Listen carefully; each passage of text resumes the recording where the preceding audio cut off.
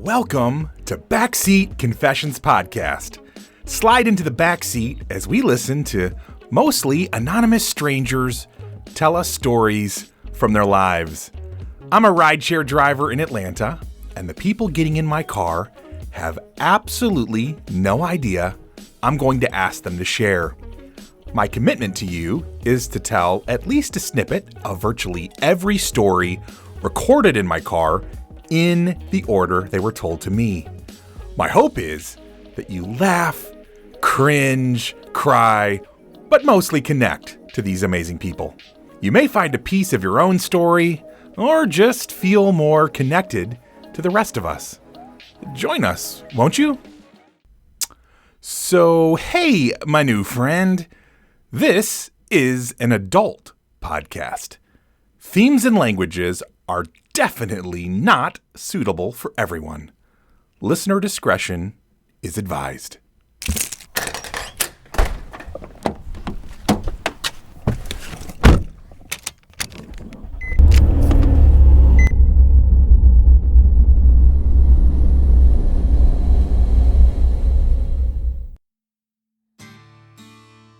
Today's episode just reminds me again of how grateful I am to the people of Atlanta for sharing their stories with us.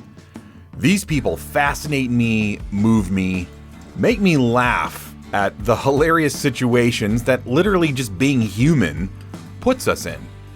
And they also inspire hope in me.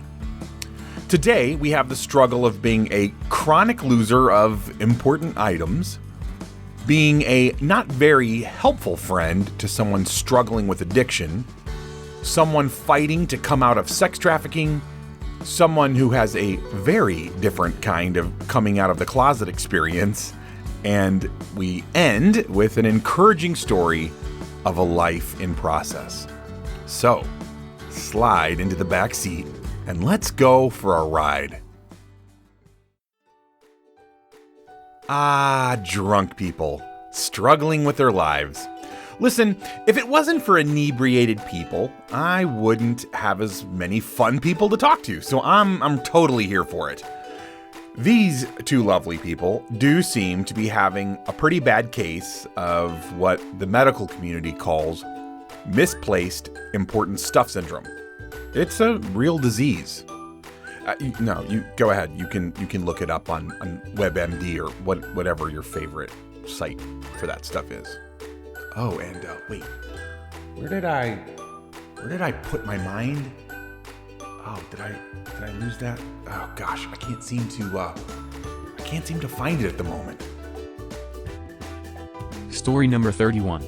Sunday, November 15th, 2020, 1:44 a.m.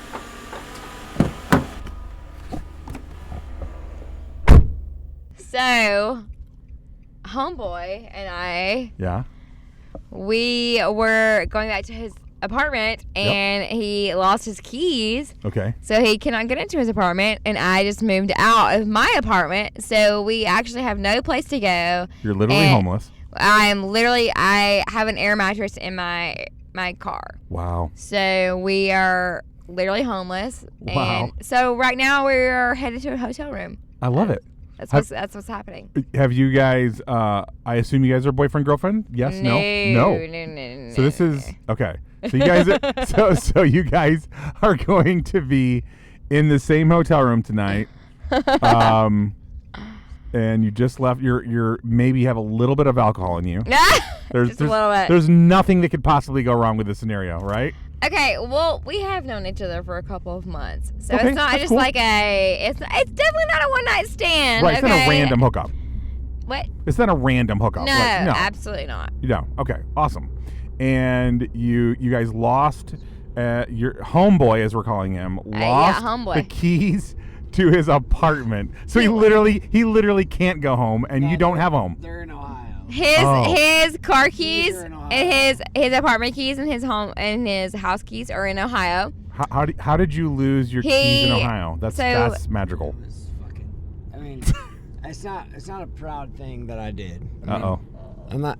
Whoa. Well, Okay, then he travels for work. Okay. And as he was traveling last week, Yeah. he left his keys in his golf bag. Oh, got it. His sexy homeboy is a very good golfer. Nice. Okay. He is. He's a really good golfer. I love it. It's very nice. Yeah. Yeah, left his house keys, left his car keys in his golf bag. Oh, got it. So here we are, stranded. Here you are stranded. Well, Buying hotel rooms in the middle of podcast. And I would have very much participated in the buying of the hotel room, but I lost my phone. I lost my phone tonight. you lost your phone tonight. I lost my phone. That's So horrible. we're dependent on 20% phone that's about to die. It's about to die, and we're screwed. Well, I really hope everything works out for you guys, because so far not much has been going your way. Keys Right? and phones. Nothing. Okay. Well, Nothing. It's gonna have to get better No than this. home. We're nomads. You're nomads. Well, thank you guys for sharing your story and your bit of tragedy tonight with me. You know, at least they have each other. I mean, between the two of them, they have a phone. And really, in today's world, what else do you need? You can rent a car or a room as long as you have a phone. Or the phone of your not boyfriend, but cute hooking up with them guy's phone. Either way, they seem to be making the best out of what could be a pretty frustrating situation. So our next writer is literally in the middle of processing what had just gone down with his best friend and his role in causing the whole catastrophe. As is the case in real life, sometimes there is just no pretty bow on the story yet because we're in the center of an unfolding drama. This story blows in more than one way. Story number 32. Sunday, November 15th, 2020, 4:13 a.m. The reason why I'm here right now is one of my best friend of all time went to rehab last night, or not last night, a couple nights ago. Okay. And we've been like kind of like pretty coy around him, and just like not really knowing what to do because like we're all like fucking degenerates. Right. And so tonight I was like, you know what, like it was his birthday. It was his birthday tonight, and I was like, yo, bro, like I was like, come through. I was like, we're just hanging out. It's gonna be okay. And invited a bunch of people, and we just like started like just like ripping blow in front of everybody, and it was like such a mistake. Oh, yeah. And he came, Just because it was around him and you know he's fragile. yeah, he's fragile as fuck. Ugh. Yeah, and he came through. We were parked, and we were trying to like roll with it, and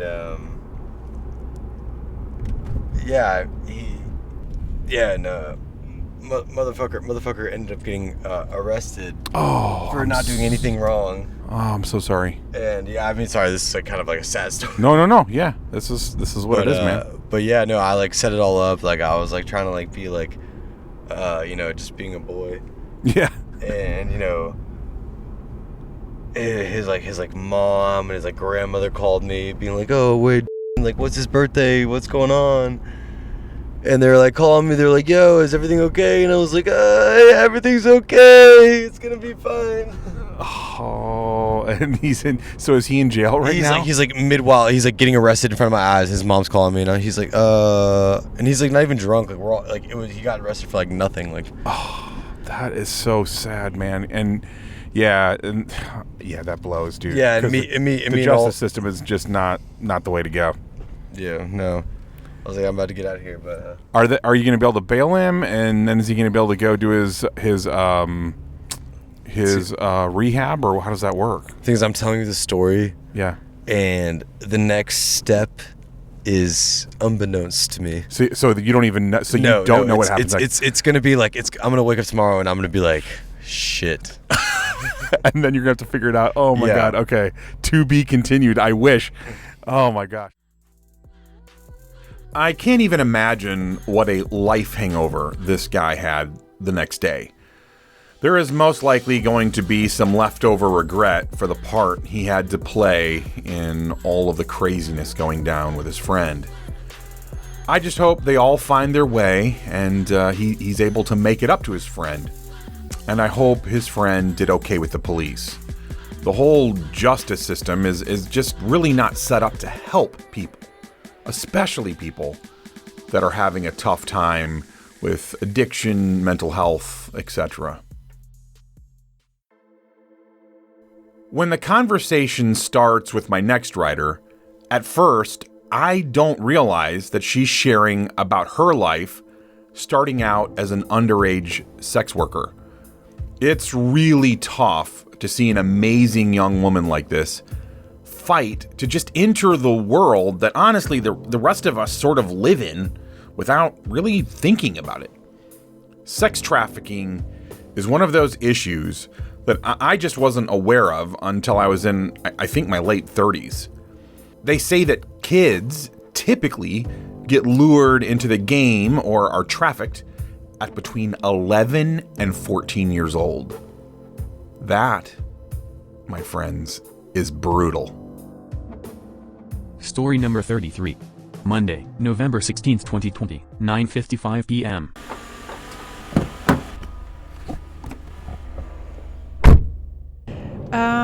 It was kind of hard deciding which story, but I think I'd rather go with my stripper story. I'm like a retired young stripper, and I'm only 20 years old, you know?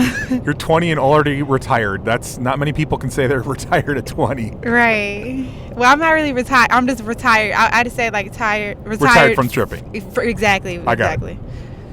But yeah, I started off when I was 14 years old, and here in the city of Atlanta.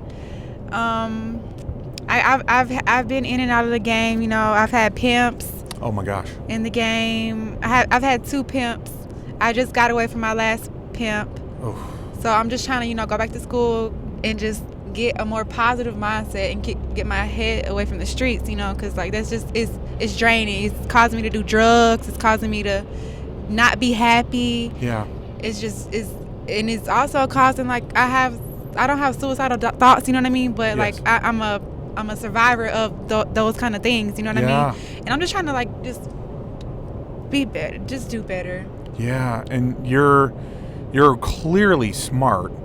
Thank you. I appreciate it. Absolutely, and you have a beautiful personality. Thank you. You Know what I mean? As the core of you is amazing. So I'm so proud of you that you have made this choice. Was there a moment when you were like, okay, I'm done? There were plenty moments, but it's like now, it's like I haven't tried to like harm myself in like 2-3 years, and like I had a moment like about a week ago where I tried to kill myself. Okay. And it's like, man, I'm tired. I just need to I can't do this. I have so much to live for. My mom's, she's in the streets, and I have like 8 siblings, so I'm the older sister, and wow. I have to take care of them too. I'm like, I have to keep going for them, Right. They're counting on you. Yeah. So like, I know I'm going to be great one day. I just got, he's putting me through all this to show me that I don't want to live that lifestyle. Yeah.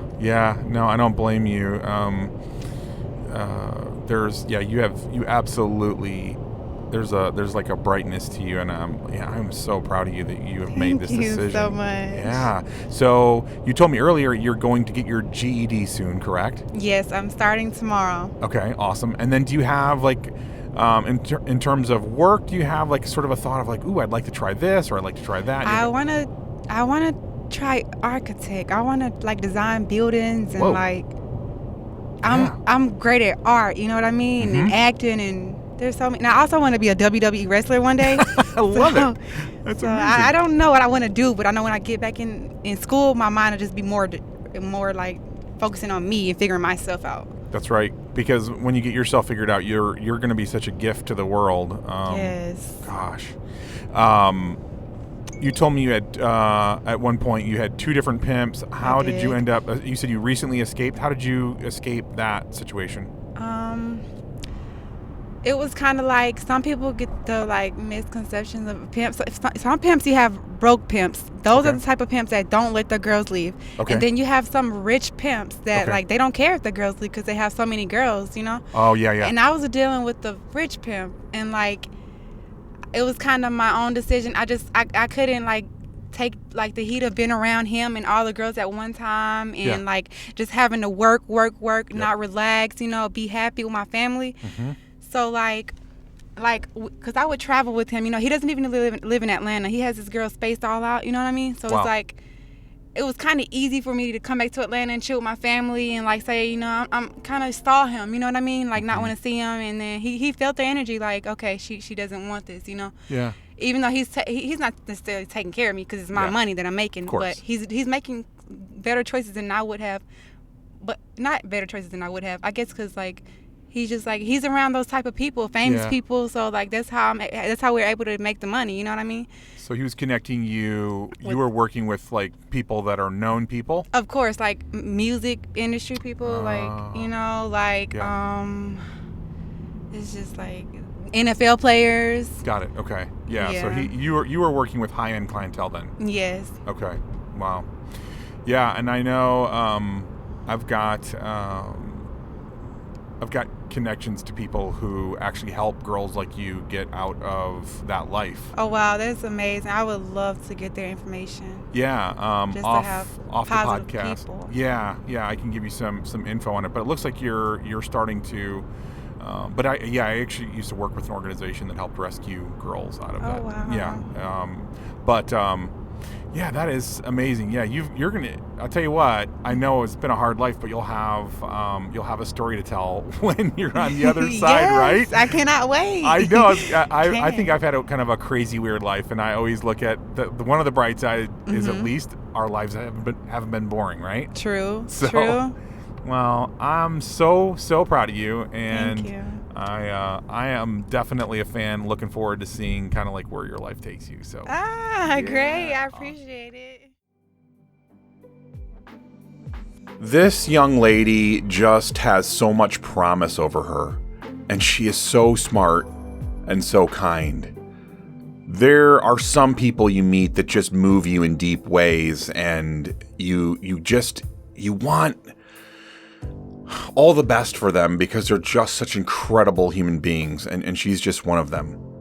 I'm honestly not even sure how she's been able to keep the part of her that's so kind intact. Because I, in my past life, had helped out with a couple of organizations that assist young women coming out of trafficking, I did pass along that information to her, but I mostly just encouraged her to find a program designed to help women who've been in that life come out of it and transition into regular society. I don't normally keep in touch with writers, but she was just so special, and I asked her to let me know from time to time how she was doing. I've only gotten 2 updates from her, and I'll share a little bit from those. Months after she was riding with me, her mother died, which was absolutely heartbreaking. Her mother was involved in prostitution and drug use, which I'm sure played a big part in making Miss L vulnerable to being lured into the life. On a positive note, though, last time she texted me, she said she was in a program in Washington, D.C. and was doing well. I literally cannot tell you how grateful I am to hear that. When this story ended, though, I hugged her, and she walked away from my car after sharing her story, and I knew that the odds were heavily stacked against her. She was trying to care for her siblings, her mom was in and out of the streets, and she was working on getting her GED because she had dropped out of school. And of course, I was a big proponent of like, man, please get your GED. So, the fact that she stayed out and has gotten help is just, it's really, really beautiful to me. I hope nothing but the absolute very, very best for this incredible young woman.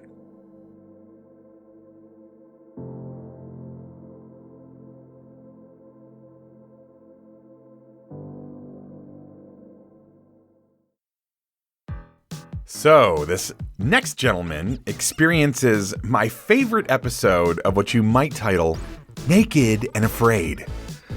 He is also just so incredibly chill and laid back, really just so cool under pressure. Oh, and what is it about vegan girls?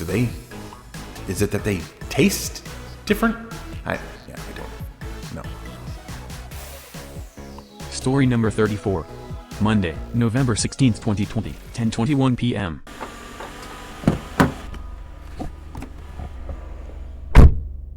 So, me and this girl, we were talking for roughly 13 hours. Whoa, like straight? Yes, 13 hours. And she invited me over to smoke. She just so happened to stay down the street. Okay. So, I go over there to smoke. She ends up making a move on me. One thing leads to another. Yeah. So, boom. I wake up the next morning. Everything regular. And this is where the story gets interesting. So, her ex calls. Uh-oh. He says I'm outside. I'm in her bedroom naked. Oh my gosh. We're actually in the middle of it. So no. I see the notification on her phone and she say, all right, you got to get up. So I'm in the closet naked at this point. Yeah. I hear the front door open. I hear him saying hey to everybody in the house and he comes to back here. So we're in her room. It's me naked in the closet, her boyfriend and her. So I thought you said ex-boyfriend, but not so ex. Well, yeah, not so ex. Oh my God. So they in there talking, then he like, why can't I open the closet? No. Because he was trying to put his shoes in the closet. No. She said, don't open the closet. I'm sitting in the closet like, if he open the closet, I'm not finna fight him because I'm naked. Yep. So I was sitting in the closet and he comes out. He comes in the closet. He opens the door. First thing he does is get mad. I say, hey, look, don't swing on me because I'm naked. I'm not finna fight you when I'm naked. I'm gonna kick you dead in your stomach. So he bags up. He says, all right. He said, I'm not finna fight you while I'm naked. So he gets to yelling at the girlfriend. So I politely ask him, can you pass me my underwear? He passes me my underwear. I put on the underwear. Then I ask him, can he pass me my pants? So he reaches behind the bed. He passed me the pants. Then he says, I'm getting a little too disrespectful. He want to fight. So I told him, I'm still not finna fight you. Can you pass me my shirt? So he passes me my shirt. And he light skinned. I'm kind of dark skinned. I'm like 6 foot. He's like 5'10". So we about the same height. Right. So he keeps on trying to fight me, and I'm telling him, all right, I'll fight you. We just gotta go outside first. Yeah. So I tried to walk out the front door. He told me, no, I gotta go through the window. So I look at the window, then I look at him, and I told him, look, I don't gotta fight you at all because this ain't my girlfriend. Then after that, I climbed through the window. I get outside. He tried to sneak me, but it's a whole lot of leaves in her backyard, so he swings and falls. Oh. So instead of getting on top of him and hitting him, I just put my foot on his chest and I told him, look, the fight could be over with right now, but since I respect you, I'm just going to call my Uber and go home. If you try to swing on me again, I'm going to beat you up. Oh, man. So did he chill after that? He chilled, but I'm outside her house calling my Uber and I hear him in the back room yelling. Oh. And he says, what did he say? I'm trying to remember. Hold on, I forgot. Okay. He said something about me being naked in her room and she gonna tell him that we wasn't doing anything. She calls me later on that night and tells me he saw the videos in her phone of us. Oh, no. She was taking video of it? Yep. She was filming us while we did it. Did you know that?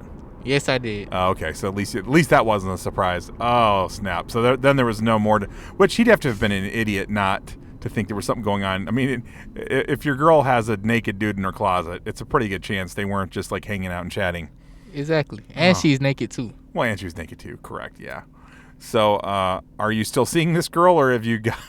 No, I ain't seen this girl in a long minute, but I probably would end up seeing this girl again. Really? She was that much fun?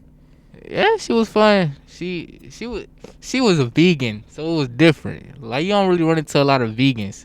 Yeah. And she was light skinned and short with a healthy body. Ah. Okay, so what makes, besides a vegan being interesting, what makes a vegan more attractive sexually? Because it's like, you don't eat regular food, so what do you eat? And then she let me spend the night and she made me breakfast. Well, that's just awesome. Yeah. Exactly. That was very nice. I was like, whoa. Okay. Yeah, I gotcha. Well, there you go. Well, the more you know, people. If I was ever in a confrontation while naked in a closet with an allegedly ex-boyfriend confronting me, I hope I would have the presence of mind to handle things like this guy. It's like he could literally be a foreign diplomat or something. He was all like, hey, I know you're all up in your feelings right now because you unexpectedly found a naked dude in your girlfriend's closet, and you suspect that we were probably in the middle of afternoon delight when you rolled up. But I'm gonna need you to calm down, okay? Breathe, and also, can you pass me my underwear? Yeah, those ones right behind you, the boxer briefs. Yeah, can you please pass me my underwear while you take in all this new information I can see you're processing right now? Okay, thank you so much. In our final ride for today, this man tells of his life in process. There really aren't a bunch of answers, but there is a bunch of hope. And something I can personally relate with is that when you find a really good woman, she can inspire you to be a better version of yourself. So, for all of us who are in process, on the journey of life, not even quite sure what the destination is, let's take a listen to this gentleman. Story number 35. Monday, November 16th, 2020, 11:28 p.m.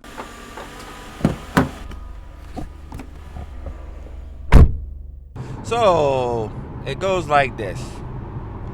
I basically met this woman, and then all my dreams started coming true. Wow. And I ain't never been to her house, but we go out to dinner. We go out to dinner around Atlanta for 4 years. Okay. And I ain't never been to her house. Whoa. But we pray together. We go out to fancy restaurants together. But she is very unique to where all my dreams came true. I feel I'm about to be rich. Really? Absolutely. Tell me about that. Yeah, I met her. She came in through the bar, and I saw her. And then we went out. And then all of a sudden, I was like, you know what? I done fell in love with this chick right here. And then ever since then, I've been on a mission to get money. I've been focused. I've been going to church. My birthday was on election day. Okay. November the 3rd. Nice, yeah. nice. Yeah, right. And then at the end of the day, she bought me a Bible for my birthday. Wow. So I go to the same church she go to. I follow her up to the church. Yeah. And it's just been a beautiful story. But, here's the thing. I don't know if she really wants to be with me or not. But I know girls. I got many women all over the world. I done did 22 movies. Really? Did 22 movies and 4 TV shows. Did you really? Absolutely. That's wild. And, nobody's never really seen me. But I did movies with Jennifer Lawrence. I did it with Ice Cube, Kevin Hart. I did it with Robert Downey Jr. I was in the end game. Had to turn down the Black Panther because, shoot, at the end of the day, I was exhausted. Wow. So what do you do in the movies? I'm background extra. Okay. Got it. So they down here in Atlanta, it's like, hey, background extra is like, you still got to get handpicked to get in there. Oh, yeah. Yeah. So the thing about it is, I didn't mind. Shoot, I ate up all the food. They fed me good. They treated me just like I was Robert Downey Jr. Or, at the end of the day, I feel like I'm really a superstar. That's amazing, dude. So, yeah, man, I so appreciate being able to tell my story, because, yeah, this chick, though, she lives somewhere on this street. Okay. But she ain't never invited me to her house. But she would run out, and, she'll run out, and we'll go out to these fancy restaurants, and, we'll pray together over the food. Matter of fact, we was out yesterday. Wow. Last night. And you said she's inspired you to, get to work and better yourself and all that. Oh, right? Absolutely. Yeah, That's amazing. there's no doubt about it. I looked into her eyes, and that man, I don't know what could have. I mean, I was like, you know what? Out of all the things I've done in life, Yeah. this right here is the most exciting thing I ever had to do in my life. Wow. You know, but she was she's unique. So have you ever told her about your feelings about her? Oh yeah, absolutely. I bought her the Heart of the Ocean. I ordered it. Okay. A replica of the Heart of the Ocean necklace. Okay, gotcha. And it was Swarovski's diamonds in it. Yeah, I bought her the Heart of the Ocean. I bought her I bought her like a friendship ring because she said that we can only be friends. Wow. But she inspired me. So she's not wanting to be a romantic interest. She wants to just be someone to be like an actual good friend and make you a better man. Absolutely. She did make me a better man. You know, at the end of the day now, it's, I can't say it's over. That, I know women all over the world. I got girls in Dubai. I got women in Europe. I play tennis. I'm worldwide when it comes to tennis. So at the end of the day, yeah, she broke up all that foolishness. Wow. But, she ain't really trying to holler like that. Yeah. But you guys still stay in touch to this day? Oh, absolutely. Yeah. I mean, shoot, I wish it could be more, but she did say she would go to California with me. I'm trying to figure out where she was gonna stay. Okay. I booked matter of fact, I need to cancel that trip because with the COVID going on. Oh yeah. But I booked a hotel, and I showed I had booked a hotel. She said she would go. Really? Interesting. Yeah, she said she would go. So I'm trying to figure out. And you don't suppose she's got like a boyfriend or a husband tucked away somewhere, do you? She might have a. I don't know. I don't know. She definitely don't got a husband. Right. But she might have a boyfriend. Have you ever like straight up just talked to her about like her romantic or love life at all, or not really? It never really came out. It always came out about how she inspired me, and then how I wanted to be more with her. Got it. Yeah, but yeah. she just sit there and listen. Interesting. She's very really, really unique. She's unique. She works at the hospital, so I ain't really got to say the hospital, but she's really kind of big time at the hospital. Got it. She don't have no kids. She never been married. But she really inspired me, bro, for real. Like, dude. She knows the story. I wrote the church. I even wrote the church.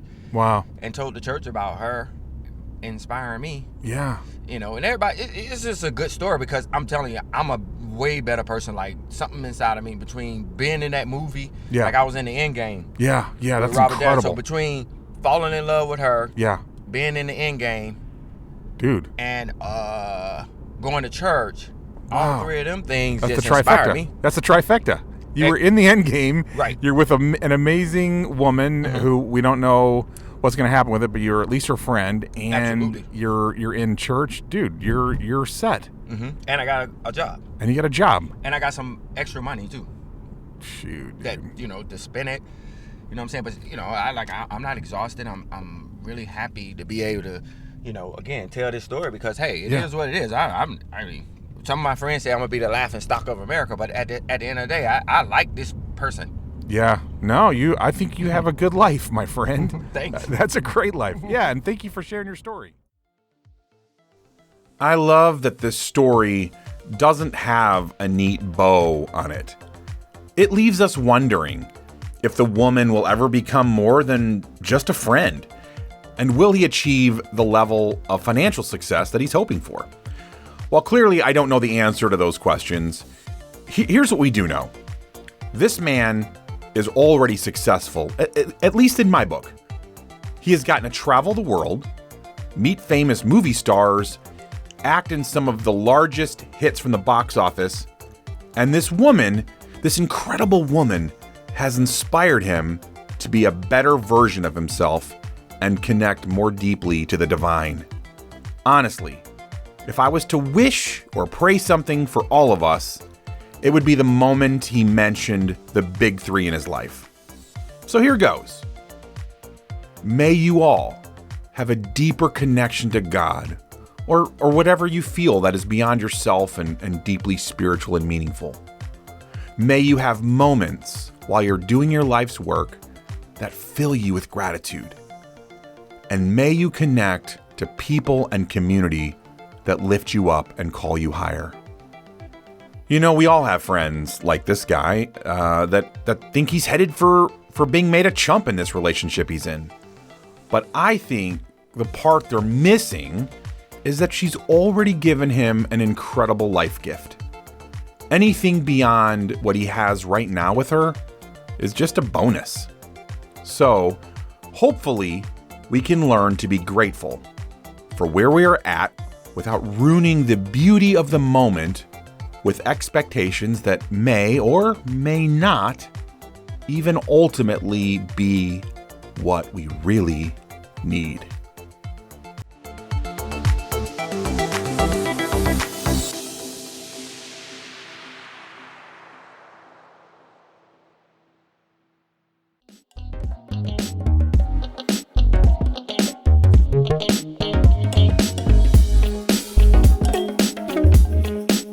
This is what happens when you are a rideshare driver in Atlanta and ask people for their stories. These weren't handpicked people with great stories. They just happened to get in my car and be gracious enough to share with all of us. And who knows, maybe someday you'll be in Atlanta and need to grab a rideshare and end up telling the rest of us the next great story on BCP. I'd actually encourage you to, every so often, just ask a stranger to share a story from their life. You never know what you might learn.